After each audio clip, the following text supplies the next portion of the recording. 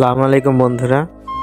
কৃষক যখন তার ক্ষেত থেকে ভুট্টা কেটে ট্রলিতে করে সেই ভুট্টা বাড়িতে নিয়ে এসে নামায়, ঠিক তখনই কৃষকের কাজ আরও দ্বিগুণ বেড়ে যায়।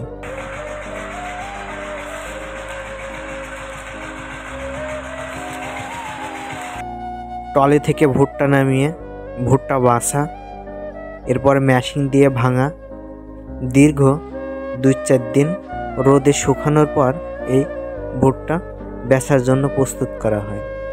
এই ক্ষেত্রে কৃষকদের অনেক পরিশ্রম করতে হয়।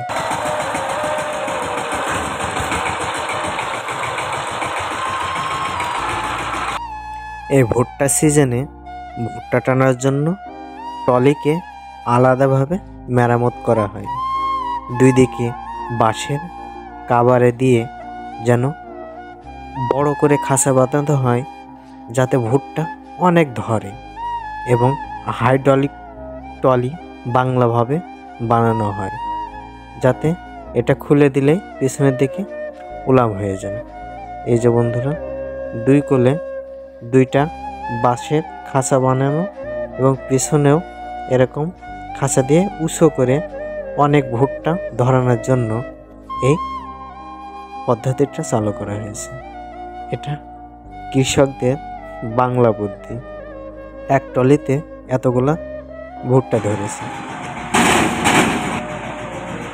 বিশেষ করে ভুট্টার সিজনে এই ট্রলি চালকদেরও পরিশ্রমের কোনো কমতি নেই। তারা সব সময় রাত দিন প্রায় 24 ঘন্টাই টিপ মেরে থাকে এই ভুট্টার ট্রলিতে। কৃষকদের বাড়িতে যখন ভুট্টা এসে পড়ে, তখন তাদের বসে থাকার কোনো সময় থাকে না।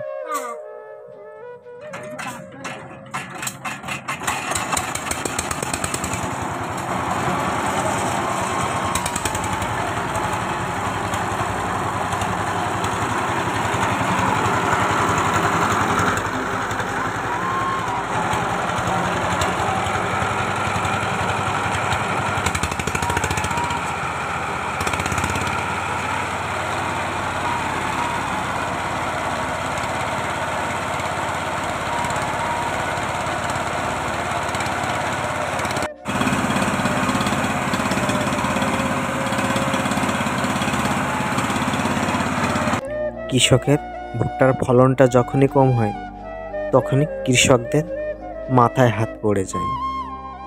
তখন তারা এত কষ্টের পরেও সেই ন্যায্য মূল্যটা নিজের ঘরে নিতে পারে না। কষ্টই থেকে যায়।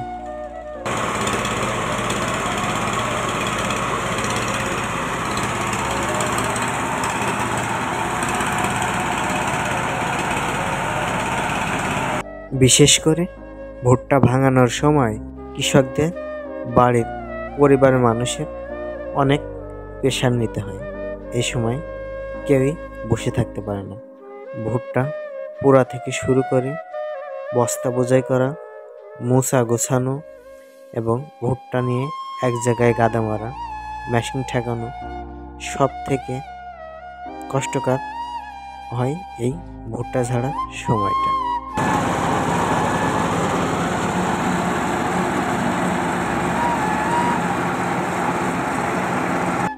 ভুট্টা ঝাড়ার পর কৃষকরা ভুট্টার এই গোল কিংবা মোচাগুলো আলাদাভাবে যত্ন করে রেখে দেয় তাদের চুলা রাখায় জাল দেওয়ার জন্য।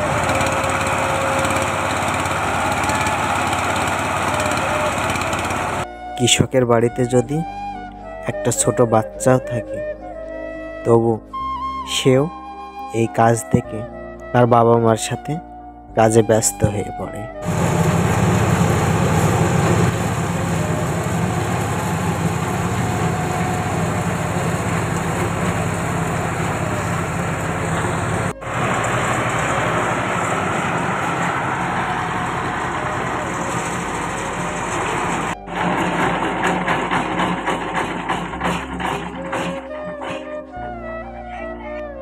ভুট্টা ঝাড়ার পর ভুট্টাগুলো আলাদা করা হয় আর ভুট্টার মোচাগুলোকে আলাদা করা হয়। ঝাড়া শেষে ভুট্টাগুলো রোদে শুকানোর জন্য নিয়ে যাওয়া হয়।